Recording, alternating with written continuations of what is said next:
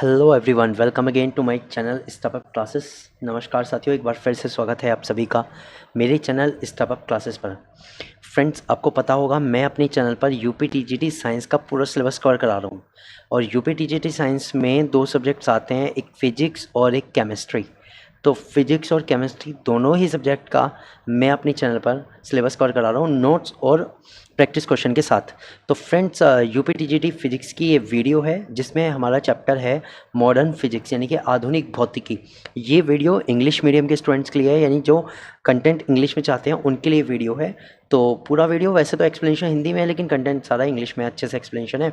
और हिंदी के लिए टोटल कंप्लीट वीडियो हिंदी में अलग से आएगी।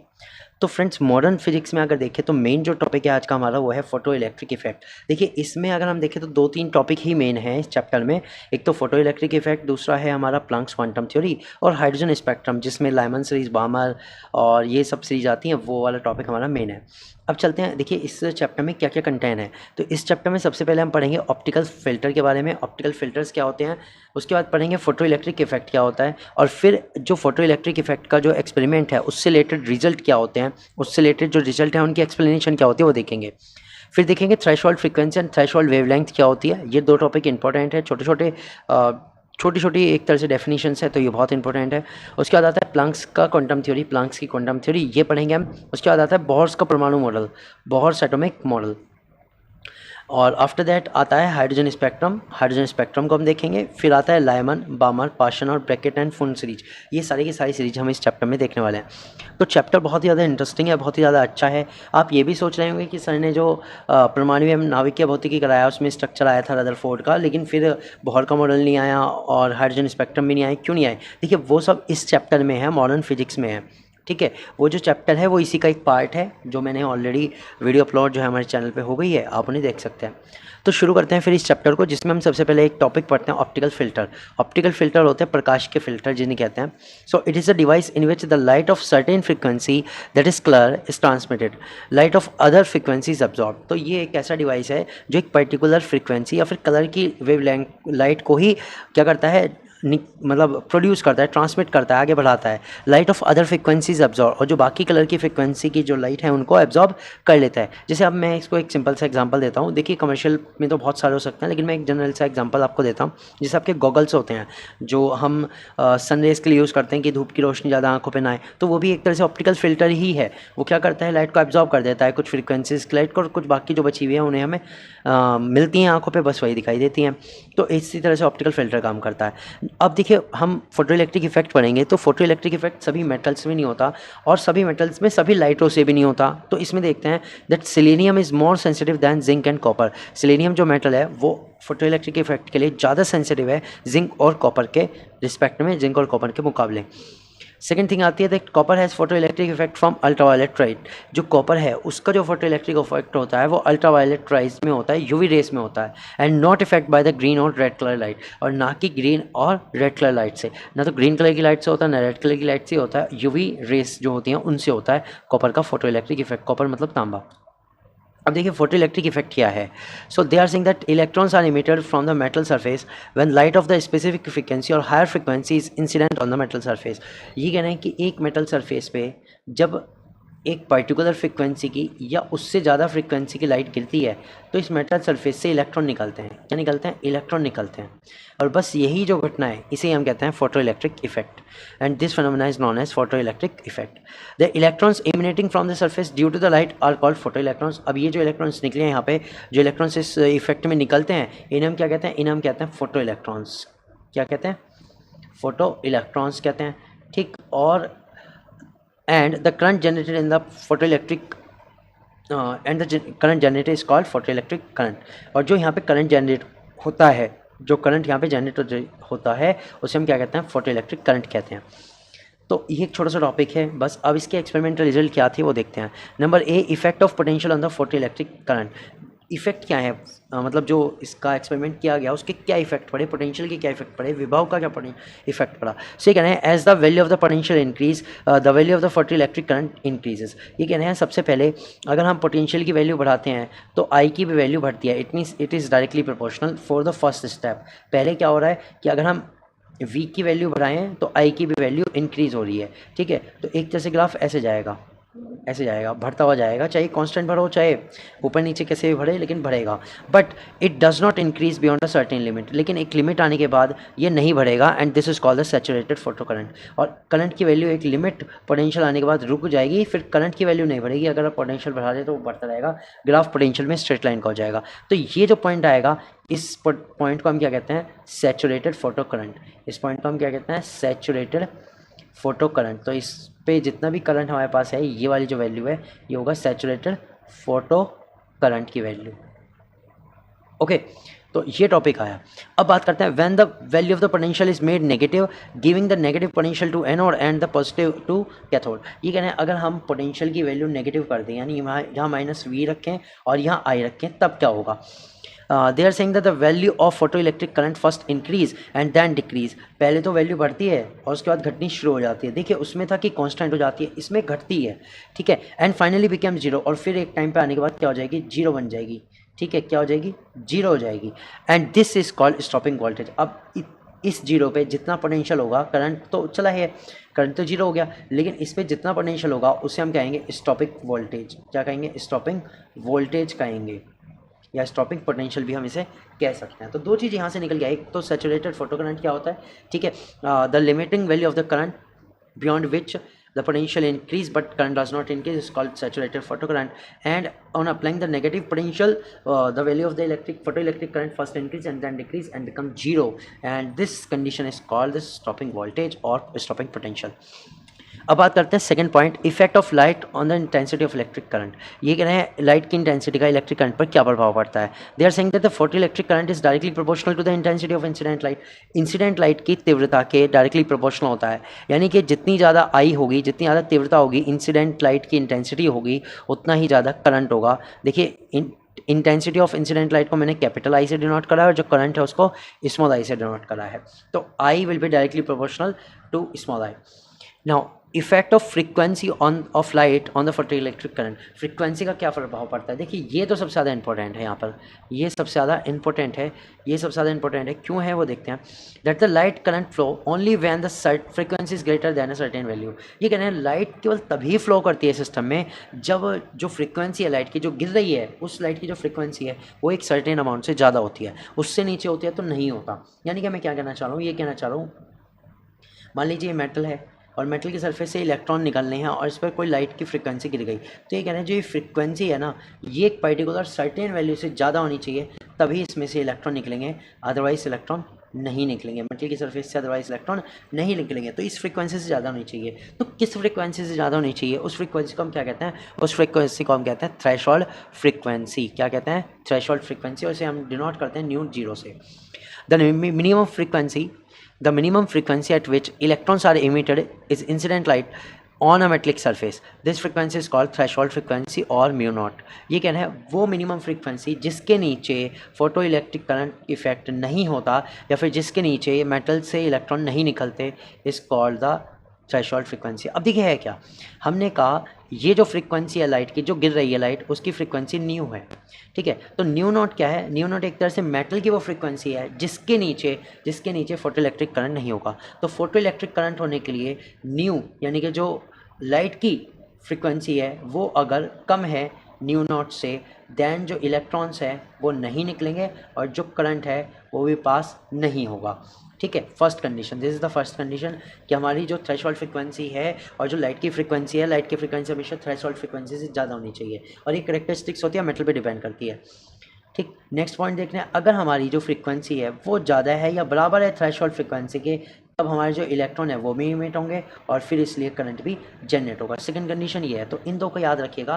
The threshold frequency is the minimum frequency below which the photo electric effect does not occur या does not take place, okay, and this is called the threshold frequency. तो threshold frequency metal की वो frequency जिसके नीचे वो electron को loss नहीं करता, चाहे लाइट कितनी भी देर से उस पर क्यों ना पड़ रही हो, कितनी भी तेज लाइट उस पर क्यों ना पड़ रही हो। Next, the threshold wavelength. अब थ्रेशोल्ड वेवलेंथ क्या होती है, the wavelength of light greater than which does not cause the emission of electron from the metallic surface. ये कह रहे हैं वो वेवलेंथ है लाइट की जिससे ज़्यादा होने पर फोटो इलेक्ट्रिक इफेक्ट शो नहीं होता, यानी कि लैम्डा नॉट तो कम होना चाहिए और फ्रीक्वेंसी ज़्यादा होनी चाहिए, बराबर होनी चाहिए, तब फोटो इलेक्ट्रिक इफेक्ट होगा। अब देखते हैं essential condition of photo electric effect की इसेंशियल कंडीशन क्या है, मतलब इसके बारे में क्या क्या खास बातें हैं वो देखते हैं। There is no time lag between the incident of light and the release of electron from the surface. ये कहना है अगर लाइट आपकी सुटेबल फ्रिक्वेंसी की है, यानी कि लाइट की जो फ्रिक्वेंसी है वो ज़्यादा है या इक्वल है किसके, थ्रेशोल्ड फ्रिक्वेंसी के, देन इलेक्ट्रॉन इमिटिंग इमीडिएटली, ठीक है, इमिनेटिंग इमीडिएटली, तब क्या होगा, इलेक्ट्रॉन एकदम निकल जाएंगे, उनके बीच में कोई भी टाइम गैप नहीं है। लेकिन ये तभी होगा जब जो फ्रिक्वेंसी है वो थ्रेशोल्ड फ्रिक्वेंसी से या तो ज़्यादा हो या इसके बराबर हो। Next, the number of the light electrons emitted is directly proportional to the intensity of incident light. ये कह रहे हैं जो इलेक्ट्रॉन्स निकलते हैं, the number of electrons is directly proportional to the intensity of light that is I, के directly proportional है। यानी कि जितनी ज़्यादा इंटेंसिटी लाइट की होगी, जितनी ज़्यादा तीव्रता लाइट की होगी, उतने ज़्यादा इलेक्ट्रॉन्स में से निकलेंगे। Next, the frequency of incident photon must be greater than the threshold frequency. मैंने बता दिया कि जो थ्रेशोल्ड फ्रीक्वेंसी से हमेशा ज़्यादा होनी चाहिए, थ्रेशोल्ड फ्रीक्वेंसी से हमेशा ज़्यादा होनी चाहिए फ्रीक्वेंसी, तभी इलेक्ट्रॉन जो फोटोन्स हैं वो निकलेंगे, ठीक है, फोटो इलेक्ट्रॉन्स निकलेंगे। The energy of the incident photon E is equal H new should be greater than the work function of the metal. अब ये कहना है जो फ्रीक्वेंसी आ रही है लाइट की उसकी एनर्जी होगी ई इज इक्वल एच न्यू। अब ये कहना है ई इज इक्वल एच न्यू जो होना चाहिए वो डब्ल्यू नॉट से ज़्यादा होना चाहिए, डब्ल्यू नॉट से ज़्यादा होना चाहिए, इसके बराबर होना चाहिए। और डब्ल्यू नॉट क्या होता है, वर्क फंक्शन, और ये इक्वल होता है एच न्यू नॉट के, okay. The wavelength of incident photon should be less than the threshold wavelength. अब वेवलेंथ की बात करें तो जो वेवलेंथ है वो थ्रेशोल्ड वेवलेंथ से कम होनी चाहिए, थ्रेशोल्ड वेवलेंथ से कम होनी चाहिए। तो ये एक तरह से आप ये भी कह सकते हो कि फोटो इलेक्ट्रिक इफेक्ट होने के लिए ये आवश्यक कंडीशंस हैं, या ये कह सकते हो यही पॉइंट इंपॉर्टेंट है, अगर इन्हें याद कर ले तो आपको फोटो इलेक्ट्रिक इफेक्ट क्लियर हो जाता है। तो इस तरह से ये चीज़ें काम करती हैं। अब एक आता है फोटो इलेक्ट्रिक वर्क फंक्शन। देखिए अभी आया था फोटो इलेक्ट्रिक वर्क फंक्शन, ये है क्या, तो मैं बताता हूँ। ये भी एक मेटल्स की जो मेटल सरफेस जिस पर इलेक्ट्रॉन गिरे हैं ना, उसकी प्रॉपर्टी है। It is the minimum energy required to eject electron is called photo electric work function. ये वो मिनिमम एनर्जी है जिससे नीचे इलेक्ट्रॉन इजेक्ट नहीं होते, या it is a energy required, minimum energy required to eject electron is called photo electric work function that is W naught बराबर H nu naught. तो डब्ल्यू नॉट बराबर क्या होता है, एच न्यू नॉट होता है, ठीक है। न्यू नॉट क्या है हमारे पास, न्यू नॉट है हमारी थ्रेशोल्ड फ्रिक्वेंसी। तो थ्रेशोल्ड फ्रिक्वेंसी से रिलेटेड जितना वर्क होता है वही हमारा वर्क फंक्शन होता है। The emitted energy of the photon, अब जो एनर्जी निकलेगी फोटोन्स की वो क्या होगी, E H nu. And mathematically the kinetic energy of the ejected electron is equal energy of photon minus work function. अब ये क्यों है ये समझिएगा। देखिए हम कह रहे हैं जो फोटोन्स आके गिरा लाइट का, ठीक है, जो लाइट का फोटोन्स आके गिरा तो इलेक्ट्रॉन निकले। अब जितना आके गिरा उसकी एनर्जी थी ई इज इक्वल एच न्यू, जो कि फ्रीक्वेंसी न्यू है, ठीक। अब जो ये मेटल है इसकी एनर्जी कितनी है, डब्ल्यू। तो अगर ये एनर्जी ज़्यादा होती है डब्ल्यू से, तो जितनी ज़्यादा होगी उसी काइनेटिक एनर्जी से ही तो इलेक्ट्रॉन निकलेंगे। तो काइनेटिक एनर्जी बराबर क्या हो जाएगी, ई माइनस डब्ल्यू नॉट। यानी काइनेटिक एनर्जी को मेजरमेंट निकालने के लिए तो जितनी फोटोन्स की एनर्जी का फोटोन्स उस पर गिर रहा है मेटल सरफेस पे से, उसमें से मेटल का वर्क फंक्शन निकाल दो, काइनेटिक एनर्जी ऑफ इलेक्ट्रॉन्स मिल जाएगी, ठीक है। सो हम जानते हैं के ई बराबर क्या होता है, half M E V square होता है। एम ई मतलब mass of electron, V square होता है, that will be equal to E is equal H nu होता है, तो H nu minus H nu naught. तो यहाँ से एच कॉमन ले लिया, ये गया V minus V naught, half M V square is equal H into V minus V naught. And this is Einstein photo electric equation. यही Einstein की photo electric equation है। ये क्या है, आइंस्टाइन की फोटो इलेक्ट्रिक इक्वेशन। अब देखिए topic आता है प्लांक्स क्वांटम थ्योरी। अच्छा टॉपिक है प्लांक्स की क्वांटम थ्योरी। ये क्या है, according to Max Planck a hot object does not emit light continuously but in a small packet of energy called quantum और पोलर क्वांटा और फोटॉन्स। ये कह रहे हैं कोई भी एक हॉट बॉडी है, मान लीजिए बॉडी है जो हॉट है, ठीक है। अब इससे जो इलेक्ट्रॉन्स निकलेंगे, रेडिएशन निकलेगी, हमें पता है इसके चारों ओर क्या होगी, रेडिएशन होगी, ठीक है, रेडिएशन होगी। तो ये कह रहे हैं जो ये रेडिएशन निकल रही है ना, ये लगातार नहीं निकल रही। आप ये मत सोचो कि ऐसे ऐसे करके रेडिएशन निकल रही है, नहीं, ये एनर्जी के छोटे छोटे पैकेट्स में निकलती है, एनर्जी के छोटे छोटे पैकेट्स में निकलती है। और इन्हीं पैकेट्स को हम क्या बोलते हैं, क्वांटा बोलते हैं। क्या बोलते हैं, क्वांटम। और फोटॉन्स भी इन्हें कह सकते हैं, क्वांटम और फोटॉन्स कह सकते हैं। So the energy of the each photon is proportional to the frequency of radiation. अब हमें पता है एनर्जी जो होती है वो किसके इक्वल होती है, फ्रीक्वेंसी पर डिपेंड करती है, रेडिएशन की फ्रीक्वेंसी कितनी है उस पर डिपेंड करती है। Then E is directly proportional nu, जो एनर्जी होती है वो फ्रीक्वेंसी के डायरेक्टली प्रोपोर्शनल होती है। Then E is equal H nu, E बराबर क्या आ गया, एच न्यू आ गया। एंड एच है यहाँ पर Planck constant, the value is 6.626 × 10⁻³ joule second. ये इसकी वैल्यू है, वैल्यू भी याद रखना, और एच क्या है, Planck constant, E equal H nu होता है। ये कहना है energy is always limited as an integral multiple of H nu. अब हमने मान लिया कि किसी ऑब्जेक्ट में से 10 क्वांटम निकले तो उसकी टोटल एनर्जी क्या है, तो इन्होंने कहा हम इसे मल्टीपल दे सकते हैं एच न्यू का, यानी जितने भी इलेक्ट्रॉन निकले हैं उसका मल्टीप्लाई कर दो, that is an H new भी हम कह सकते हैं। अब 10 निकले हैं तो 10 इंटू एच न्यू, तो ये हो गया 10 एच न्यू की जो एनर्जी है उसमें से निकलेगी। ठीक है, ये हो गया। अब आते हैं इसके दूसरे पॉइंट पर। From Einstein theory of mass equivalence हमें पता है ई इक्वल क्या होता है, एम एस सी स्क्वायर होता है। देन ई इक्वल एक और चीज़ होती है एच न्यू। तो अगर हम इन दोनों को बराबर रख दें then M C square will be equal to H nu and M is equal हो जाएगा H nu upon C square, ये हो जाएगा H nu upon C square. अब बात करते हैं मोमेंटम ऑफ ईच फोटोन, हर एक फोटोन का संवेग कितना होगा, मोमेंटम कितना होगा। We know that P is equal M C होता है, पी इज इक्वल क्या होता है M C, then p is equal क्या हो गया H v upon C square into सी। ये वैल्यू हमने यहाँ से उठा के एम की जगह रख दी तो ये आ गया। अब एक सी से एक सी कैंसिल हो गया तो ये क्या h v upon c and we know that v upon c v or c upon v c upon nu will be lambda. ठीक है, c upon nu will be lambda. Then p is equal क्या हो गया h lambda, p is equal क्या हो गया h lambda, और h के कॉन्स्टेंट भी कह सकते हैं इस यहाँ पे। ठीक है, and lambda will be h upon P, lambda बराबर क्या हो जाएगा एच अपॉन पी। एच क्या है प्लांक कांस्टेंट, पी क्या है momentum. Now according to the theory of relativity the stable mass of proton, अगर हम रिलेटिविटी की थ्योरी से देखें तो स्टेबल मास प्रोटॉन का किससे निकालेंगे, M naught is equal M into √1 minus V square upon C square. ये है, यहाँ पर हमें पता है वी बराबर क्या होती है, सी होती है कि फोटॉन्स की जो एनर्जी होती है किसकी एनर्जी की इक्वल होती है, लाइट की एनर्जी के। देन वी बराबर सी, तो ये सारा का सारा जीरो हो गया, और √1 माइनस दैट इज क्या होगा 1 ही होगा, तो एम नॉट बराबर क्या आ जाएगा हमारे पास जीरो आ जाएगा। 1 माइनस 1 क्या होगा जीरो हो जाएगा, और ये हमारा जीरो आ गया। तो ये जो है ये स्टेबल मास है, यानी कि जब फोटोन स्टेबल कंडीशन में होता है when photons are in stable condition और एट रेस्ट पोजिशन और at rest, then M naught बराबर क्या होता है जीरो होता है, जो उनका मास होता है वो कितना होता है जीरो होता है।